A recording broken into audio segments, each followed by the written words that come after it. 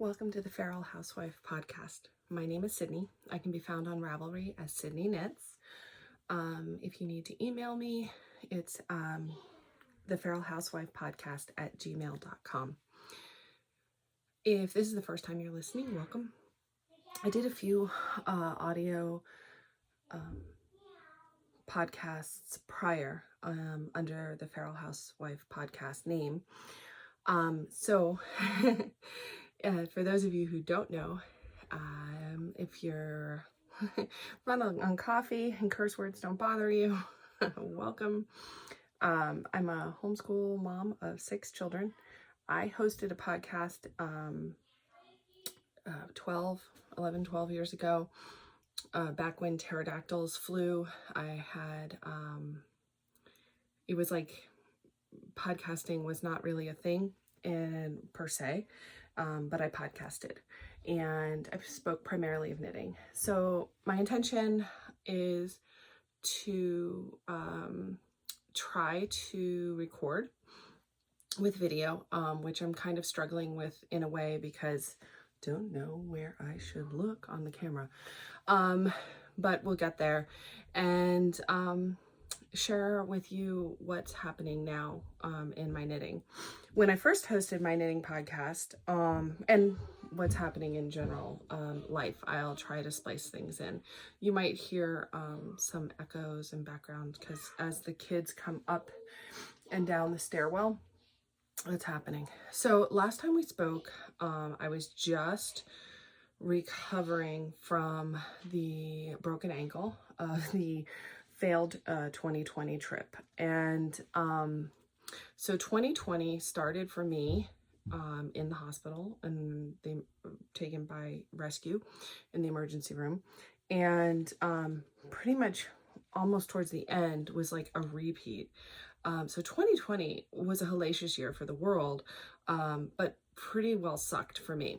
However, when I was traveling in 2020, I'll bring you to my first FO. I was in New England, Northeast, and I went to, we ended up staying an extended stay in the Brattleboro, Vermont area because I was in the hospital in Dartmouth, which, by the way, if you have to choose a hospital, I found it to be lovely. So broken ankle and all, pandemic and all, I went to Green Mountain Spinnery. I've never been, and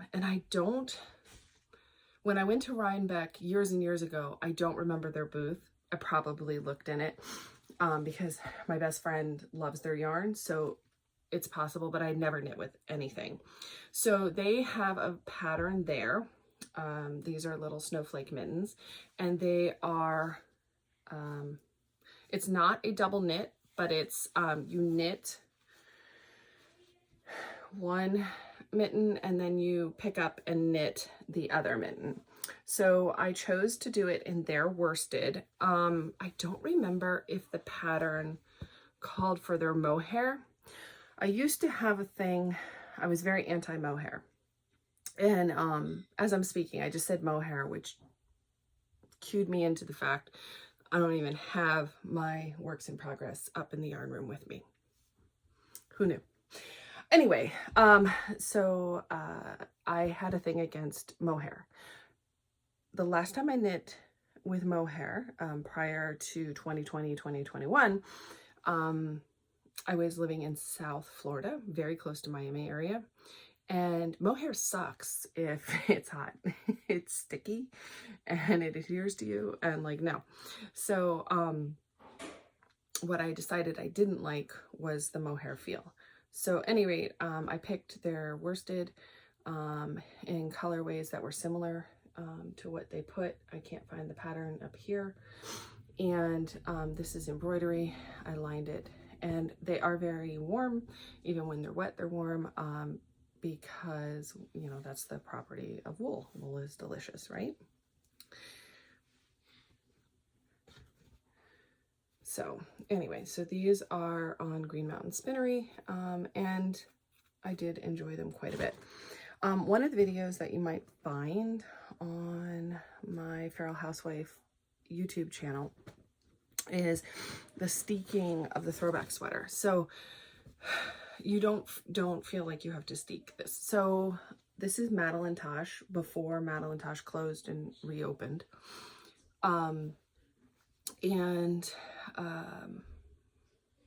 Was this a kit? Well, it wouldn't really matter because they don't have the kit right now anyway. I think I put together the yarns for this. So the video I show how I steeked the sweater. Now the throwback sweater is written so that you can knit it as a cardigan. I have not purchased it because the idea of knitting color work back and forth is not something that appeals to me.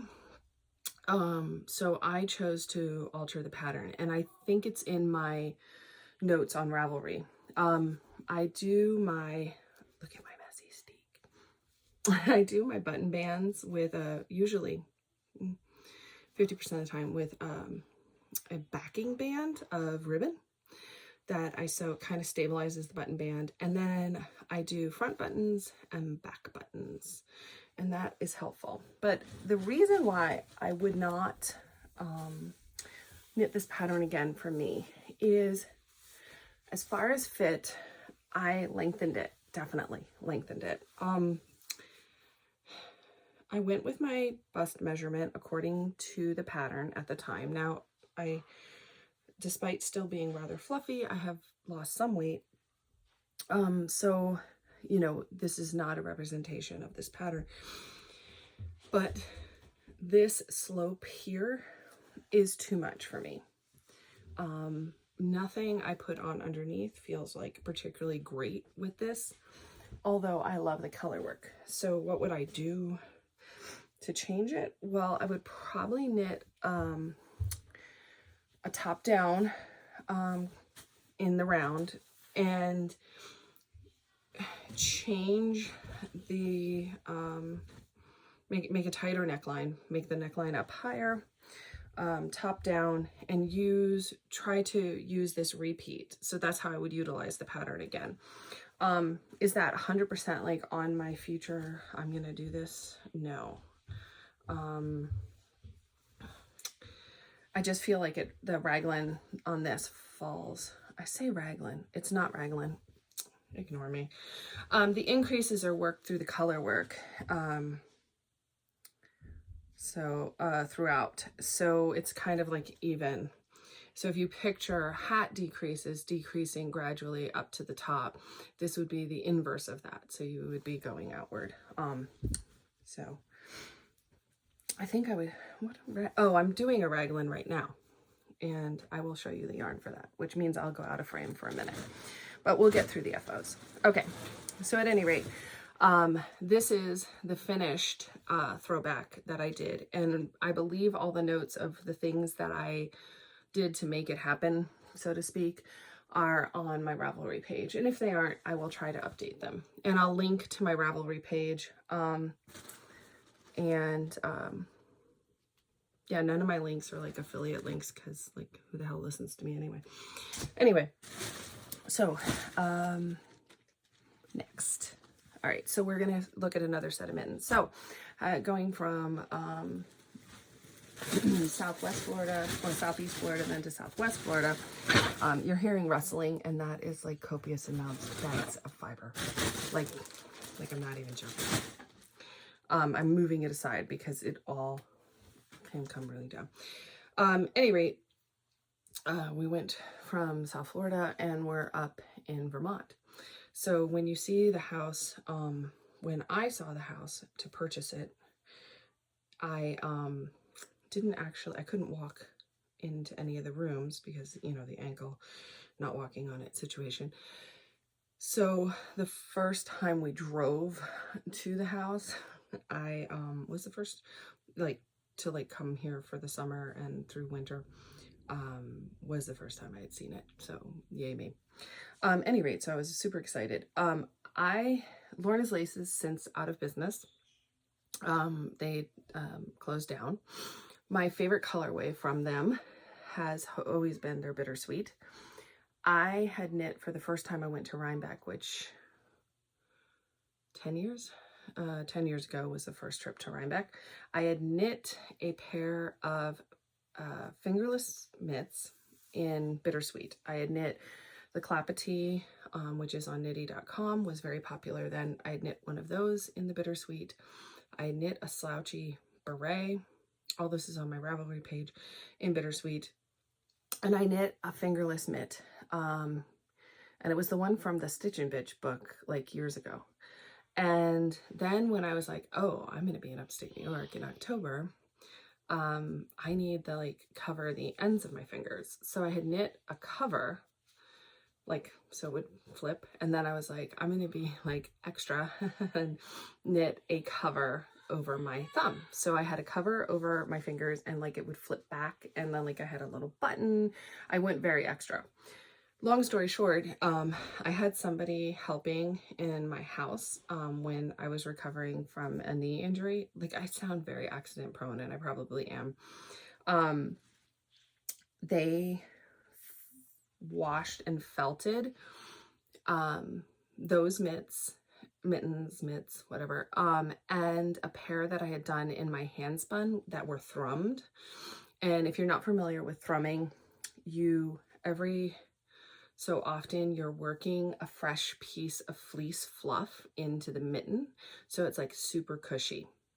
So, and I mean, when I say they felted them, I didn't think like the water because I tried to make a pair of felted clogs at that house and I could never get them to felt properly. I should have asked that person who felted those mittens to come back and like run these clogs back through, because wow.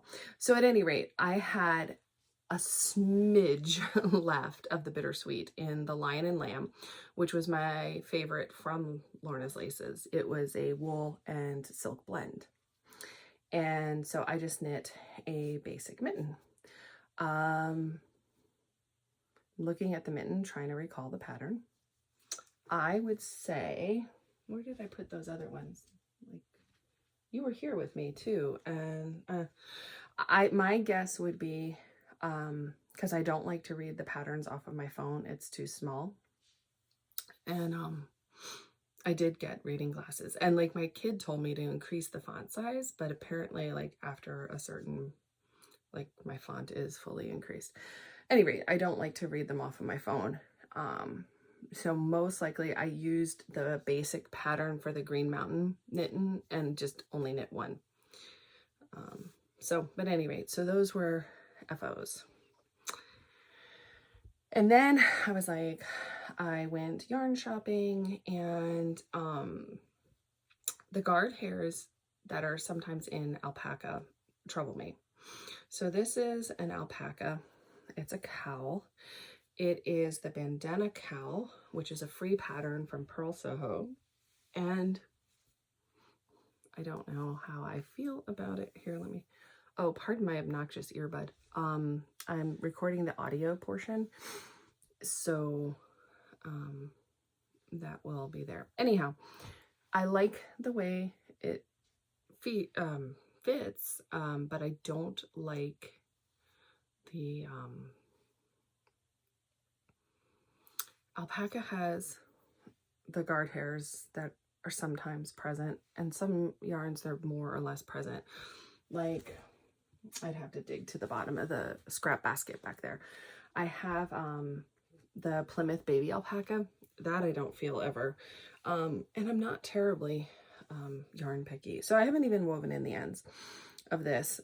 That's the responsible knitter that I am. Any rate, what I would do here to make this a little different for me is change the yarn. But honestly, I don't know if I would wear a cowl. I am a horrible northern person. I hate carrying a coat, or wearing a coat. I feel like when I go into the store, I'm hot, and when I'm sitting in my car and the heater kicks on, I'm hot. I always feel like the kids are going to be colder than I am, which is probably true. So I think I'm just better off I take my coat with me. I've always done that. Even in my teenage years, I would take my coat with me. So if I had an emergency, and then if we were going into the city, when I was in college, you're outside walking around. So I have like alpaca fluff all over me. Anyway, so, oh, here's that mitten. No, I did not use the Green Mountain Spinnery mitten. I used the basic mitten pattern then that's on Ravelry. Anyway, so we'll circle back to what I was in the middle of. So I don't know that I would be the responsible adult to wear a cowl. I think I'd put the cowl on, leave the house, get exceedingly hot, and rip the cowl off. Okay, so let's move on to another FO. So I used to never wear hats. Well, like when I was a kid, when my mom would like dress me for the snow, I'd wear hats. But I didn't wear hats as a young adult frequently. It was just not my thing. But this is the broom, yeah, whatever, Melody Hoffman pattern. So it's a cast on that I've not done, tubular cast on, and I have knit 3 of these. This one, so like I said, I had that anti-mohair feeling for a long time, and that's interesting how it did that. I had my hair just puffed, so I had the anti-mohair feeling, and this is held, I believe she calls for Plötulopi, which is an unspun Icelandic, might have been Nutiden, which is Swiss, but at any rate, it was unspun, and then it was knit with a silk mohair. What I did, as I go out of frame, is I wasn't sure I would like that. So for my husband, I ordered, Knit Picks had a sale, and I got their silk mohair, and you know what, let me go grab it. So I'm back. So this is his, and it is the Knit Picks mohair silk, and a Knit Picks that had a little cashmere in it held together. So the cashmere yarn, oh, I have a little, it's on the shelf. It's like a gray. I wouldn't say, pardon me as I sniffle, I wouldn't say it's a natural gray. Like you wouldn't be like, oh, that came right from the sheep. No, it's a cool tone gray. And then their silk mohair was kind of a mottled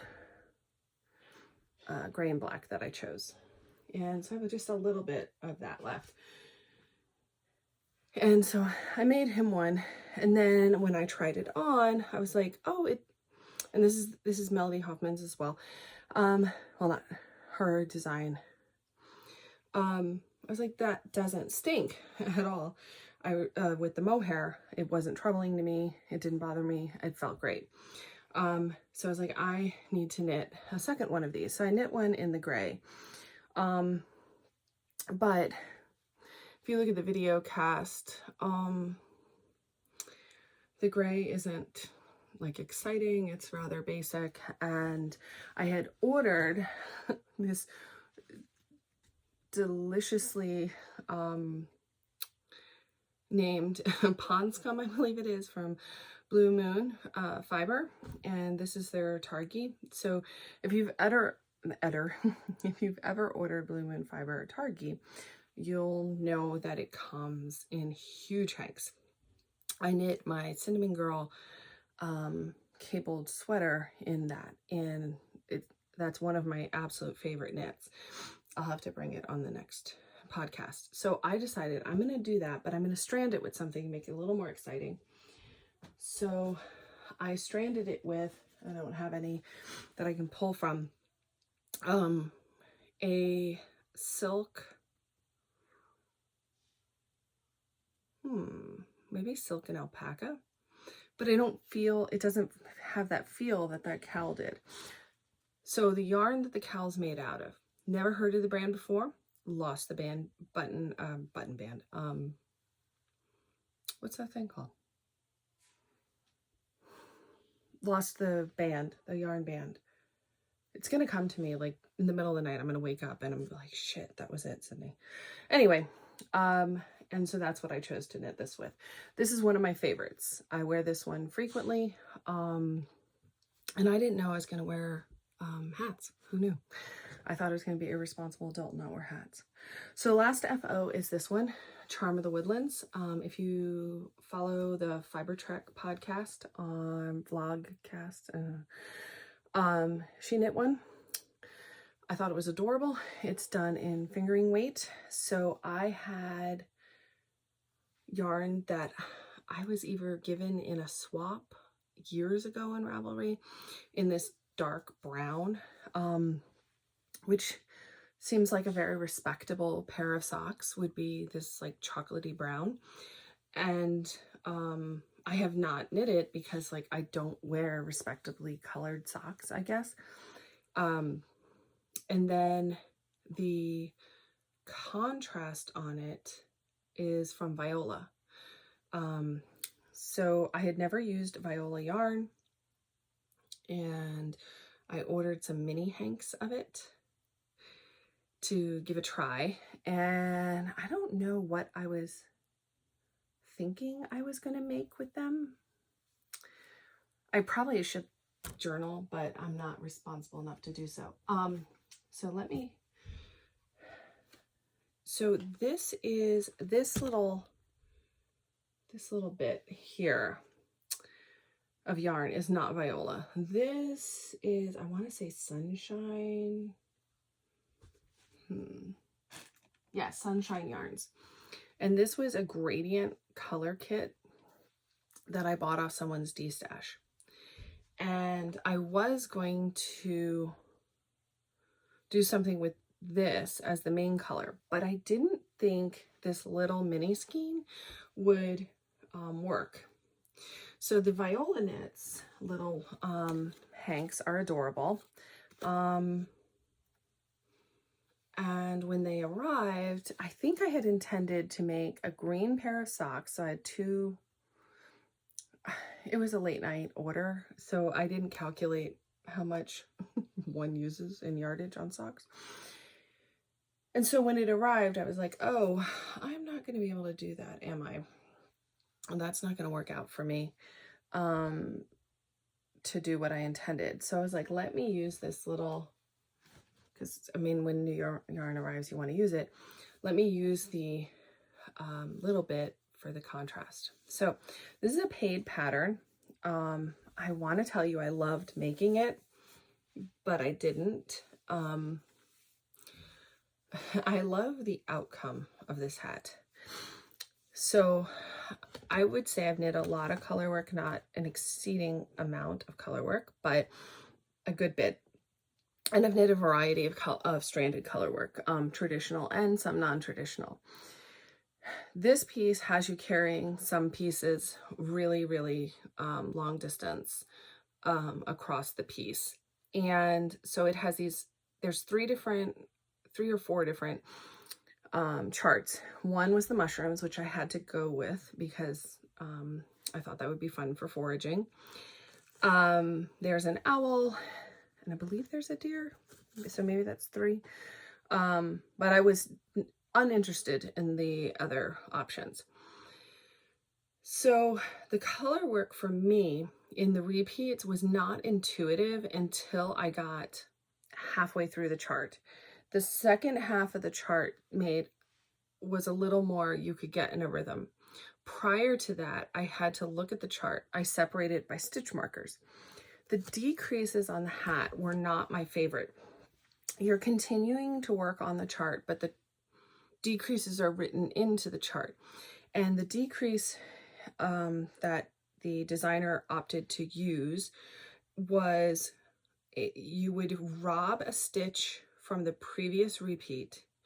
So then you would slip two as if to knit one, and pass those two stitches over.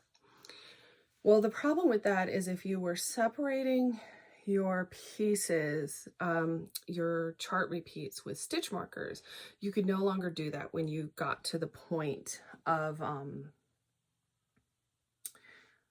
the decreasing section. And the pattern, the color work part of that was not intuitive enough for me. And so I have a lot going on in day to day. So I have the kids and their homeschool lessons and the house, and we're in the middle of renovation, and we'll get to like what's going on with all of that later. But so I don't have the business in my mind when I sit down to knit at night to really work out that chart. So had I knit this 15 years ago, 12 years ago, I probably would have had a different experience with this top portion of the hat. And had I had the bandwidth, I probably would have been like, hey, let me rethink this, this little program, the way I'm doing this. And I'm sorry if I move around too much for those of you watching on the camera. I will, I'm putting that back. I think I'm going to try to get a chair, but what you cannot see is the bags of fiber that need to go somewhere. So anyway, the last FO gets to fiber. This is a merino silk that I hand spun that was dyed Blue Moon Fiber. It's one of their, I don't even know if they offer it anymore, the Fiber Club. Anyway, so I spun up what they had sent me. I think I doubled the quantity when it came. I decided I liked it. What it was primarily this purple and turquoise blend. And I knit for my eldest daughter out of my hand spun a Tomton garter stitch hooded coat by Elizabeth Zimmerman. And because I had knit one out of hand spun for her younger sister, and she really liked the hood and she liked that I put pockets in it, and so I was like, okay, well, I'll spin this up for you. And I don't even want to tell you how long. Like I think I had to buy more, because when I started spinning it and the age she was versus when I finished spinning it, the age she was very different. So I finished the project for her. I don't think I had a little bit, I don't know where it went. You didn't see that ball of yarn fall behind, 3 balls of yarn fall behind the basket. I had a little bit left, and I crocheted around her earphone lanyard for her, like a single crochet to so that it wouldn't tangle. And then I had a little bit of the fiber left, and I hate having little bits. It feels burdensome to me. So I spun most of what I had left. Some of what I had left, I made little wool fairies for an art gallery that carries some of my art pieces and pottery for in Southwest Florida. And those will be going in the mail to them. And then I thought, it's a new year, I want to get something else on the spinning wheel. So let me ply up this. So this is a chain ply, a Navajo chain ply technique. It's still a little damp because I washed it out yesterday in the soak, but I do love the way it came out. So what that cleared the way for is, this is a baby merino. It was a fleece I purchased a very long time ago. And I had it prepared at a mill so that it was pin drafted, pencil drafted. So I think pin is half of this. Anyway, it is pre-drafted and buttery soft. This is some of what I had spun up that I knit those thrummed mittens that I spoke of that were felted, was this fiber.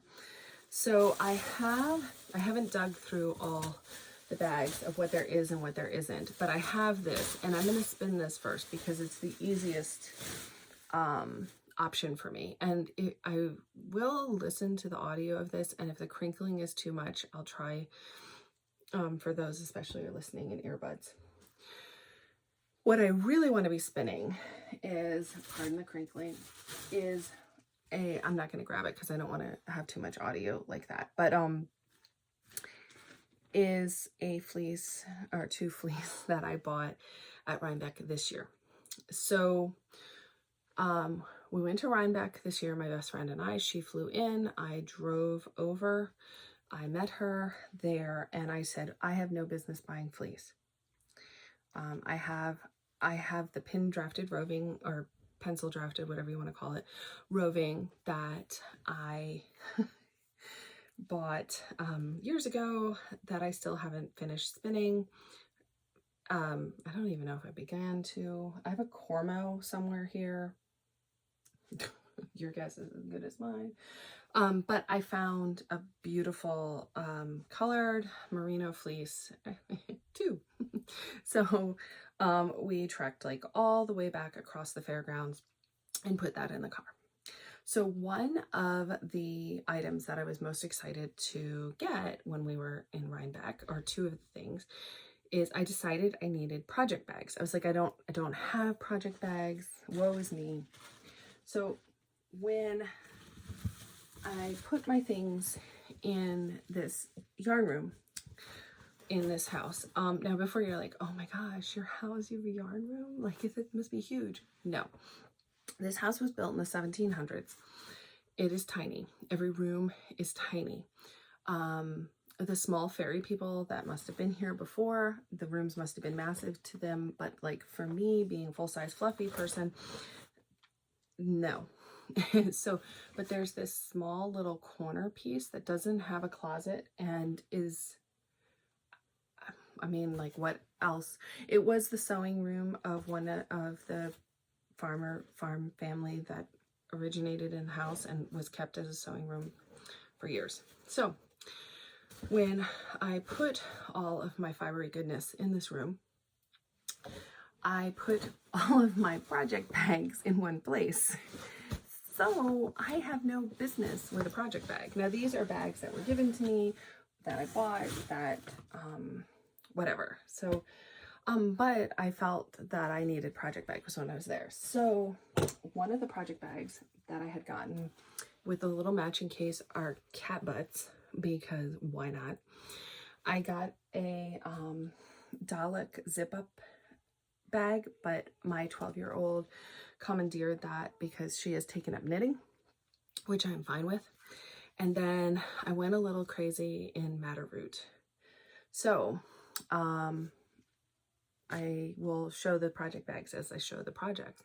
So one of the things that I really wanted to see was Untitled Yarn had a pattern for high-low pullover. It has a contrasting pocket, and it's one size, which I kind of wanted them to be a little more size inclusive, because like I am really at the border of their size there. And I'm hoping, because the current trend in patterns is to be a little more size inclusive. So I'm really hoping that's what happens there. But at any rate, the only way that pattern is available is through, is with a kit. So when I finished the hat, I cast on the high-low cardigan pullover that I got there. It is raglan increases. I'm going to pick up and knit the neckband. And I was just in the process of deciding, am I going to, when I separate for the sleeves here, which I'm getting to, I want to say I'm about 20 rounds from doing so. When I get there, am I going to knit the sleeves first? So maybe leave a comment or send a message. If you hear my 3-year-old, I apologize, but she's 3. Any rate, do you knit your sleeve when knitting a top-down sweater? Do you knit your sleeves right away and then knit the body, or do you knit the body and then the sleeves?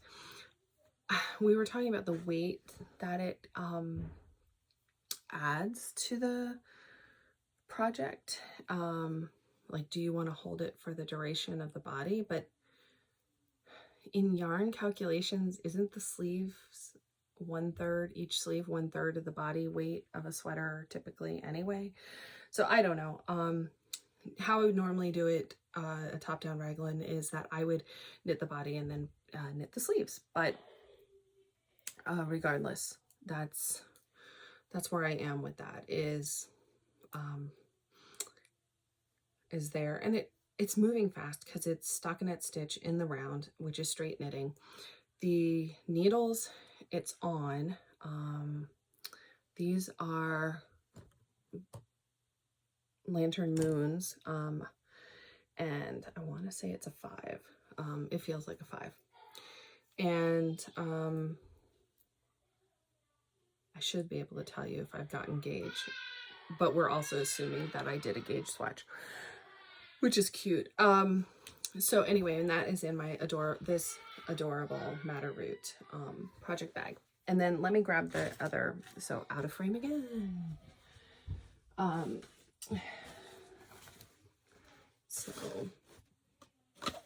So the Title yarns, and it's in this other Matter Root bag. I put it in here so that it wouldn't get lost on the shelf of fiber. And this is the yarn in the hank. So it's a nice gray. It has it's a natural gray, actually, undyed natural. So, which, when I mentioned the Knit Picks one, I prefer the natural look. So then also in my works in progress, there's probably more than I want to even talk about, but when I was at Green Mountain Spinnery, they have a larger yarn. Looking on my shelf to see if I have it. It's the recycled yarn, so it's bits and pieces of what they're doing, and then it's over dyed. And I kind of was thinking, so I was going to knit my second daughter, who is the one who I had the hand spun Thompson jacket from Elizabeth Zimmerman. I was like, I am going to use this recycled yarn and make her another. So I cast it on. This is, wait, a year progress, 1 year time. What do we have? It's garter stitch, so it like is a yarn eating monster. And I want to say it's not even 18 inches. It can't be 18 inches because I'm not at the separation point to knit from the bottom up. And I put in some waste yarn for where the pockets are going to be. And I came up into the yarn area and was like, I need to find more yarn because I don't even know if I'm gonna have enough yarn. And because it's over dyed with the scraps that they have, I don't know. I don't really want to go buy more of the yarn and then try to stripe it in now, which it would be an option for me because of the way I'm constructing this. Is I have like the 2 colors, so I could very easily add in another color here and have it make a little more sense. But what I don't want to do is order the yarn and then not need it, because these are size 9 needles that it's on. And I'm twisting the joins on these interchangeables that I have are not my favorite. I feel like they untwist, come undone a lot when I'm knitting. And in all fairness to Lantern Moon, it's probably because I don't take the time to use the little pin to tighten it. But I do like the ebony needles a lot, so such is life. But these are on a US size 9, And I've been having a lot of nerve issues in my hand and neck, which is one of the reasons I have not done a lot of pottery. Is I'm trying to, all of my crafts actually and art require my hands to be functional. And I don't want to keep working at pottery to the point where I need surgery or something, because until my hands have recovered.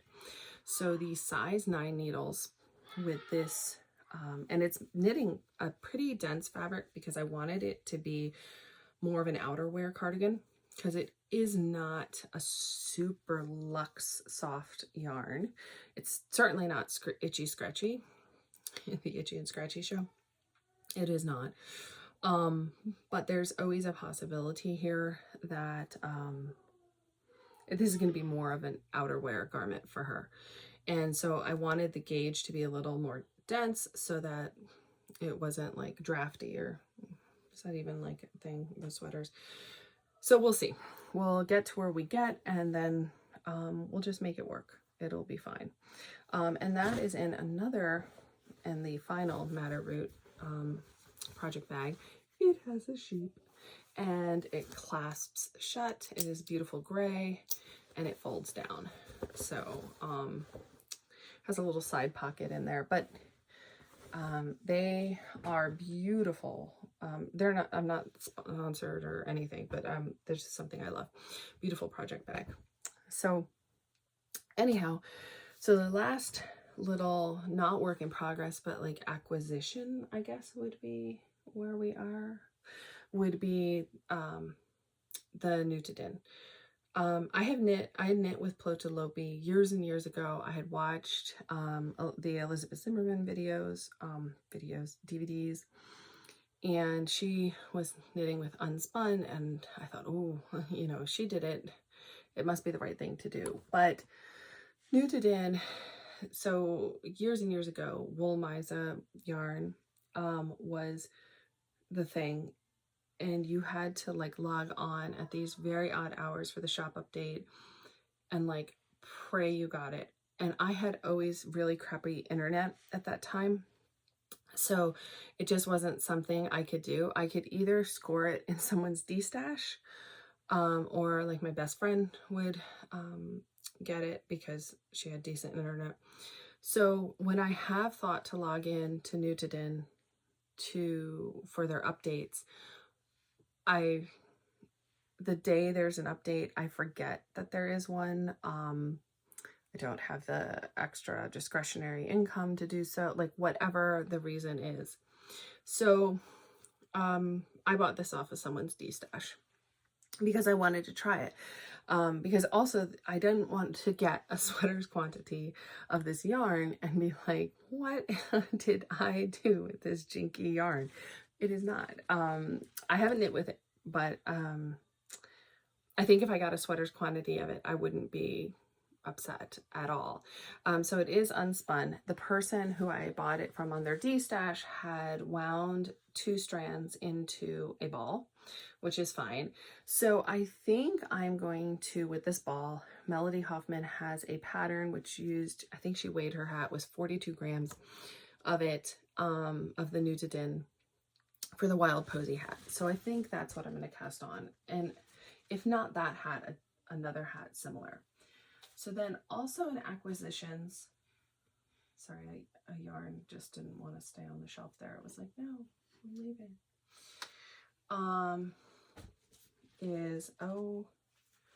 See, I know I have Norwegian friends and they're going to tease me horribly because I'm in the trend. And anyway, Varde is this, tell me these colors. Well, you probably will, because you'll be like, these colors suck, Sydney. Anyway, so my sweet friend in Norway sent 4 skeins of this. It smells delicious. Said podcaster does not have reading glasses on.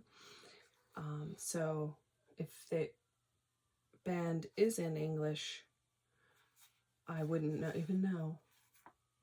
No, I think it's Norwegian because I'm holding it pretty far away. At any rate, regardless, Norwegian, or I would say Norsk wool is 100% Norwegian wool. That's my guess. So if you speak Norwegian and I read that right, like, tell me because I'm excited.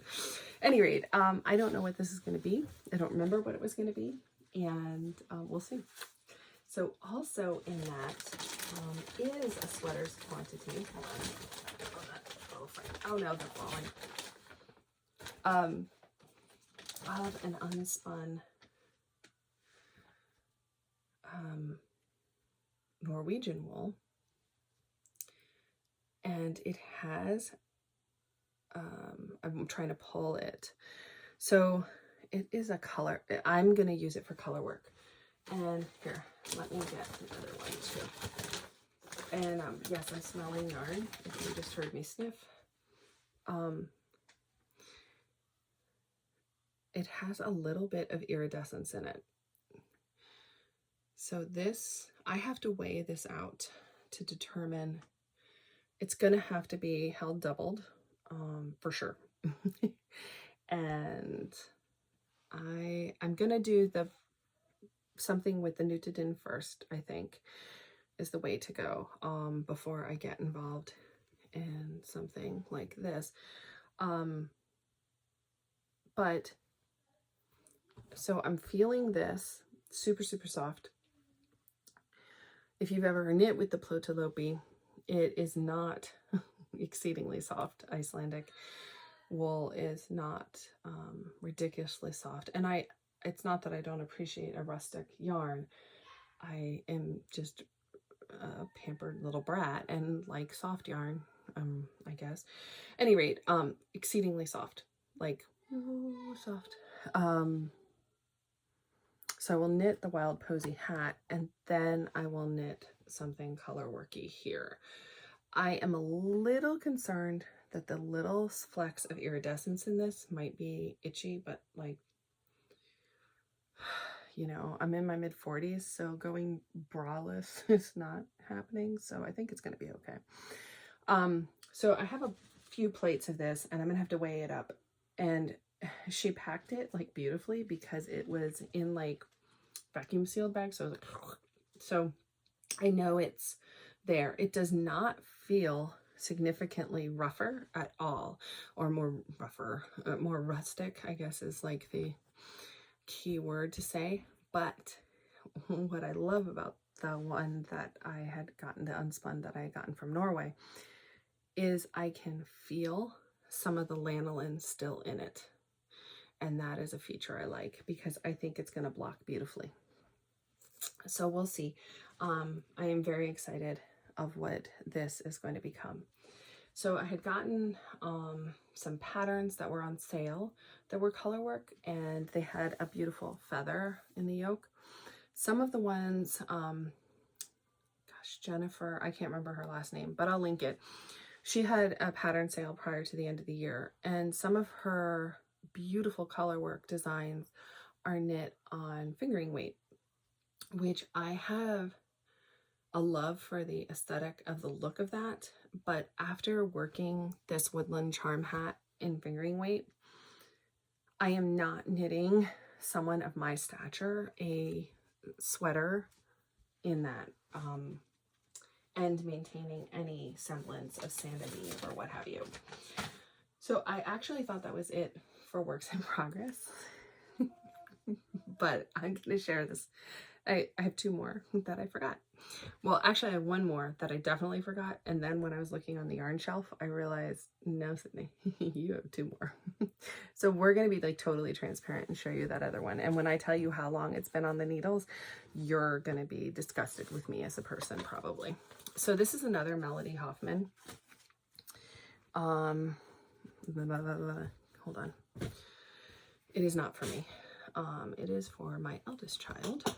It is her, well, it has fluff, not fluff, but wood shavings or something on it. Anyway, it is her forager pullover. Top down, This I opted to knit with one strand of Malabrigo and a strand of the Farmer's Daughter Mighty Mo, which is their mohair silk. And for those of you watching on the video, I have knit the entire body. I have knit one entire sleeve, and I have this second sleeve to do. It would have been done in October, but I ran out of the Mighty Mo. And the Mighty Mo comes in like, I think it's 476 yards. And the idea of buying that seemed asinine to me to knit this portion of the sleeve. And I know I'm going to have to, because the two people that I've contacted on Ravelry who have like had little bits left who said they would sell it are as awful as I am with their Ravelry messages and don't get to them frequently. So I'm going to have to just buy that to finish it. And then it will go on the shelf and be like, what am I going to do with this? So the Mighty Mo that I had bought, sorry, I was distracted by this. The Mighty Mo that I had bought for it was in the colorway York, which is like a dark, foresty, earthy, deep turquoisey green. So, I thought I saw another one on the shelf, which is possible. I could have been like, oh, I'll order two. I didn't.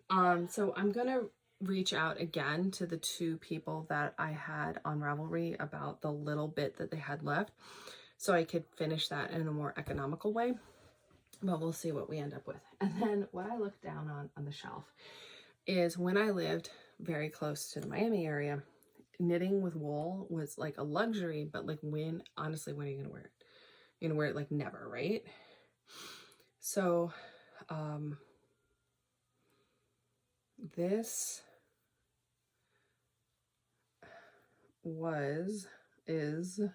could be, I don't know, a Isolde Teague pattern from her first book. I don't remember the name of the pattern off the top of my head. In Rowan Calmer, which if you are in a warm weather climate, Rowan Calmer is a great option. It is not really a worsted. Do they even market it as a worsted? Maybe I have a ball band here. Well, again, if I could see, I think they say it's a worsted, and I want to say it's really pushing the idea of worsted. It's like in the way that a Madelinetosh is a light is a worsted. Not Madelinetosh light. Madelinetosh is a worsted. It's not like Malabrigo worsted where it's really taking up bulk. This is on size 6 needles. So it has, and I will link the pattern. I'll find it and link it. It has this lace. I thought that was like a piece of the sweater coming apart, and I was gonna be like, oh, it wants to be frogged. It has this beautiful lace here. I think this would be a beautiful spring cardigan. Am I gonna knit it? Oh, I forgot I even had it. So when did I cast this on? I cast this on before I moved to my Southwest Florida house, which 10, at least 11 years. So this is 12 years old, 11 years old. I don't know how it lived in this. It's unlike me, I think, to leave it in this undone situation. It would either be finished or frogged. I don't know. Do you have anything? Does anyone else have this? Now, sewing projects. Yes, I had a quilt that I started when my husband and I got engaged that I didn't finish till like last year and is now on one of my kids' beds. So that sewing projects, yes, 100%. But knitting projects, I have never been this slutty of a knitter. Never. I lie. The first like year and a half that I was like knitting seriously, I was like a completely monogamous knitter. I had a very respectably small stash. One day I will show you the ridiculousness that is the stash. So at any rate, that's where we are there. Is I have this, and the coral color that it is, I don't know, like it might make me more ruddy. Wearing the masks, as I go out of frame for those of you who are watching on video, wearing the masks has given me like a great case of rosacea. So, is it rosacea? Yeah, rosacea. So, yay that's awesome. So where I could sometimes push that, I was really hoping I'd have like a sweet couple of years between wrinkling and acne, and then I was like greeted with rosacea. So yay, 2021, and now we're in 2022, so I don't know. So the gray hairs are flowing, but it's trendy now. So my laziness of not dyeing my hair has come into fashion. Who knew? So that's it for works in progress currently that I found. Non-knitting things. Okay, so when I came up here, I took a basket weaving class, and I was fascinated with the idea of basket weaving. And if you're a knitter, basket weaving usually goes faster than knitting, so that was exciting. And I gave it a try. The problem is, for me, is the reeds, it was not willow basket weaving, it was reed. The reeds have to be wet while you're working with them. So it's not a sit in front of the television or sit and listen to a podcast type of situation craft. So the basket I made, the first one, is like a little bread basket to serve some bread at dinner. I use it to store the remote controls. So I got 2 more kits that the woman who taught the class put together, and I will make those for gifts. In fact, I just reminded myself I need to get one of them done because it needs to get done. But basket weaving begot broom making. And I ended up making my daughter's Halloween costume broom. She wanted to be Sarah Sanderson from the movie Hocus Pocus. So we went out and we foraged from one of the apple trees, a big apple branch that was beautiful. And she took the pocket knife and shaved down all of the bark. I'm really sorry if you can hear the kids hollering in the background, and I hope you can't. Shaved down all of that bark off of it, smoothed it out, and then I used a combination of the broom cane that was dyed a deep purple and black and natural, and made her a witch's style broom.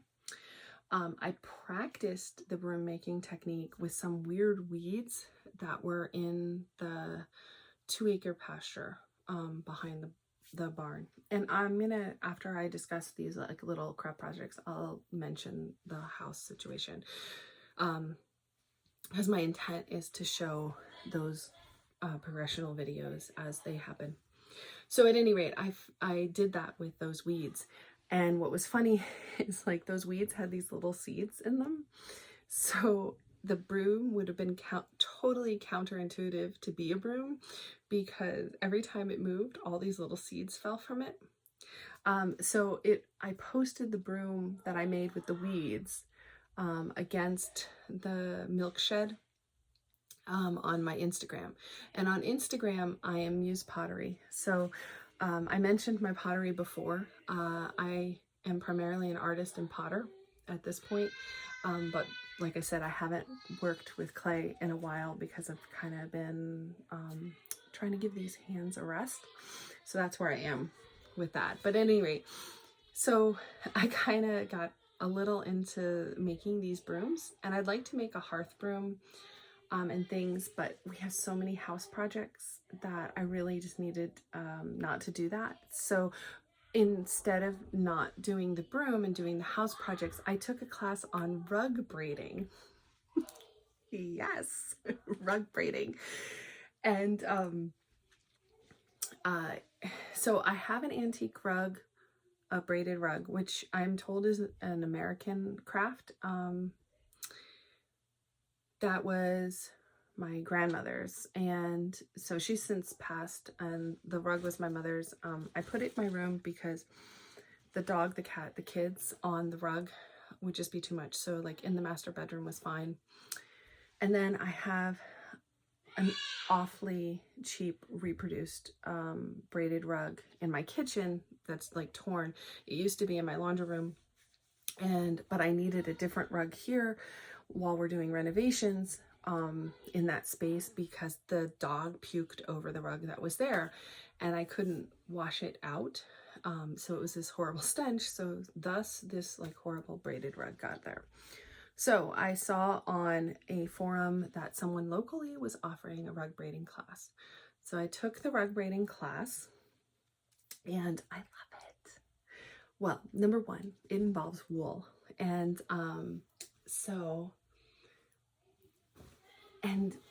it involves a stash. So like I like to wool, and hoarding wool, it totally appealed to me. So at any rate, the class was designed to make an oval rug that was 2 by 3 feet ish. And I think mine is larger at this point. And she had this beautiful over dyed wool that she had dyed with goldenrod. And she told me I didn't have to buy the whole thing, that she'd remember and I could buy the rest later. Well, when I went back to buy the rest later, she couldn't find it. She had sold it. So it's either, I either have to like totally change the exterior patterning or just like commit to whatever size it is, which I don't know. We'll see what we see. And then a friend of mine, here, let me go grab one. A friend of mine,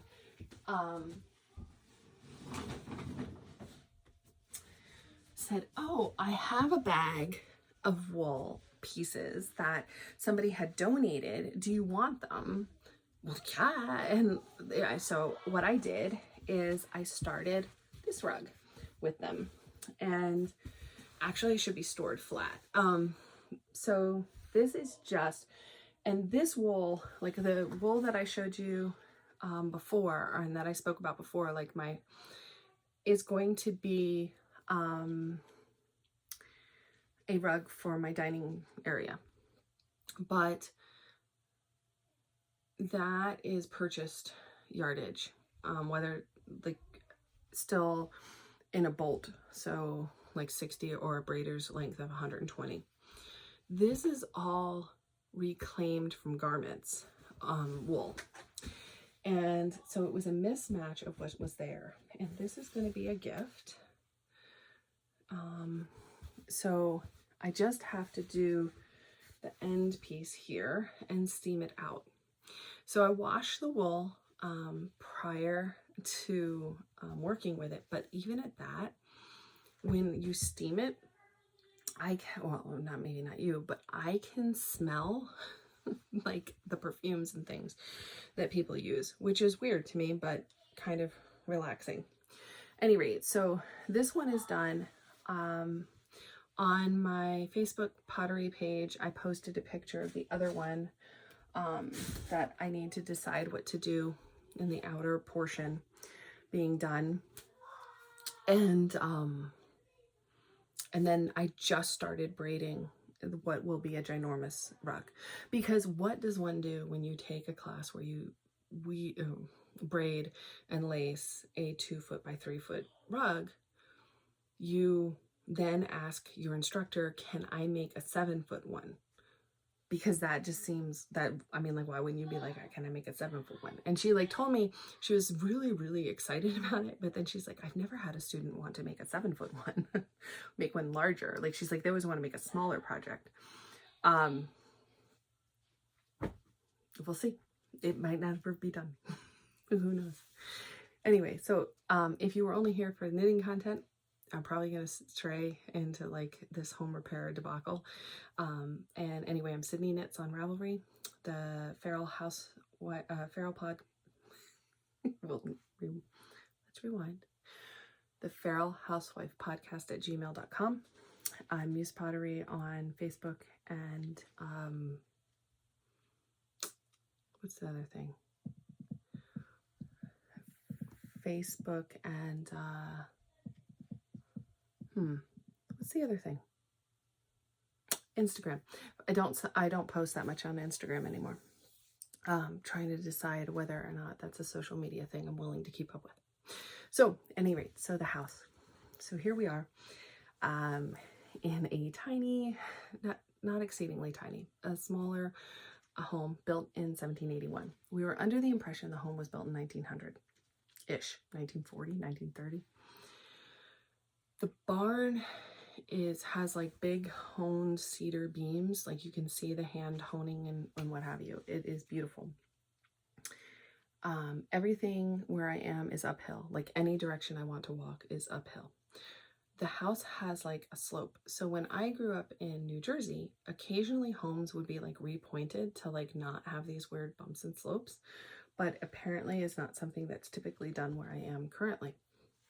Who knew? So when we got here, I was like, we are going to get done with all this home stuff and it's going to be great by Halloween. No, we're into 2022. And so this room, the yarn area, and I say room loosely, I can touch both sides of the wall by standing in one place, is painted. The trim is done. The floor is reasonable. There must have been a trend in New England to paint your floors this like gray blue. But I'm glad we didn't rip them up, because when I was sanding some of them, they are the old square nails. So the living room was the first room that I worked on, and I will try to post pictures in there. And I wallpapered the walls because some of the walls are lath and plaster, and some of the walls are drywall. So I loved the original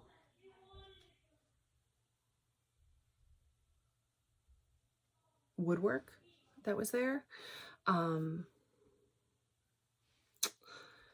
but I just really wanted to do something different there. Thank you so much for listening and watching. Again, I'm Sydney Knits on Ravelry. On Instagram and Facebook, it can be found as Muse Pottery. And if you need to email me or contact me, you can do so by leaving a comment. I will try to link what I can in the show notes beneath and on my Ravelry page. The Feral Housewife Podcast at gmail.com is probably the best place. I had to pop back on because before, when I was recording, I got a phone call and I was recording the audio portion and my phone picked up the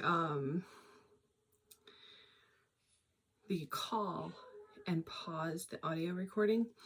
So hopefully it'll work out when I edit it. So hopefully next time I can remember to bring all of my works in progress and everything up at one time and not have that happen again. And I apologize that it looks like I'm looking that way when I should be looking this way, but I can't see when I'm holding things up and what have you. So we'll see. Hopefully all those sorts of things will improve. And I guess I am going to have to get better at editing. I think I'm going to put some sort of chair in this very small space and try to contain all this fiber. At any rate, so we were discussing me not having the house renovations done in October. Adjacent to the kitchen, there's a wood stove and a gas stove in the kitchen, and the linoleum flooring is peeling up in places. So I was hoping that I would be able to re-adhere it and like kind of get by. But like there's portions of the upper cabinets that have been like chainsawed apart. So we kind of had to do a little more work in there than we anticipated. The downstairs bathroom, the connection to make the shower divert from a tub to a shower isn't working. So we're functioning with 8 people in one bathroom or one shower. I'm not exactly sure how I'm going to go about doing that and what ultimately we'll do.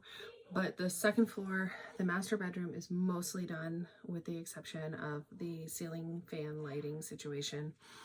There's no central air in this house.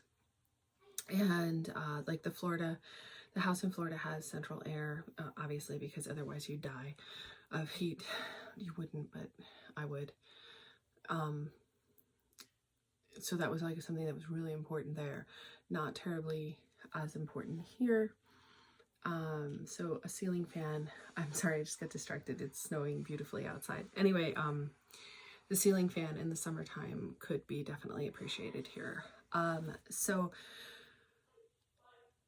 the downstairs living room, it had drop down ceilings, and the way the law is in the state, if you have the drop down ceilings, you're grandfathered in, but you're not supposed to have them if you were doing new construction, or you couldn't just like be like, I want to install them. But I hated the look. So the ceilings are 9.5 feet downstairs, which is, I think, is beautiful. So when I took them out, the top had been drywalled or sheetrocked, but it was done prior to them using screws. So I countersunk the nails and I re-spackled and taped mudded in the seams myself. And right up there is just the junction box to put a fan. So my plan is when we take the fan out of the kitchen, is to put that fan and light fixture in the living room, and that'll kind of cut costs a little bit. I hired someone to do the drywall on the side. So Drywall Randy shows up periodically, although like if you were looking for a glowing recommendation, it would probably not be Drywall Randy if you want, because he's doing it like as his side gig. So he's off to like bigger paying jobs, and then he just kind of like shows up here at random. So the stairwell is what he's working on. And I will probably want to hire someone to paint the stairwell second floor, because where it goes up, where it's 2 levels, I have no business doing that. So I hope to show that. I have video. So the next video I upload after this one will not be knitting content, but will be just kind of like in general feral housewarming wife roaming situation, what I'm doing. So that's that. And I didn't have this on earlier because it wasn't that cold, but I had gone out and the stove wasn't stoked while I was gone. So, and like I said, I don't like to wear coats. So this is a sweater I knit probably 12 years ago. It's Malabrigo. So it is pilling significantly. And even though this was knit on a size 7 needle, I looked it up because I wanted to, I like the way it fits. So I wanted to see if I put in my notes what size I knit and what pattern it was.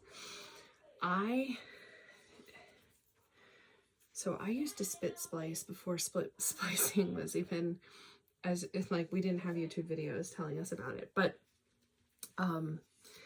that's how I spliced this. Had I not done that, I would have run out of yarn. I don't think anyone can see, maybe, I know you can see the pilling. I literally at the end of this had to take the bit from my long tail cast on, spit splice it to have enough to finish the cast off and have enough to weave in. And when I say enough to weave in, like it's possible it's going to come undone. But anyway, it's a very well loved sweater, and I have a sweater stone off. You can't see it, but I can. I have a sweater stone off to here, and I probably will put it on. But it has a really simple cable down the front there. I don't think there was ever intended to be a true button band, so I just kind of have it on. And my collars are all, I don't know, I should probably be a more functional adult, but at any rate, so I will post, the next video I post will be kind of like a general household things, stuff that's going on, etc. And then we'll go from there. We're gonna go appreciate the snow, and if you need to find me, you know where. Revelry Sydney Knits, Muse Pottery on Instagram, although I'm not on there frequently, or you can email at the Feral Housewife Podcast at gmail.com. And if you comment, like, etc., that's always helpful. Thank you.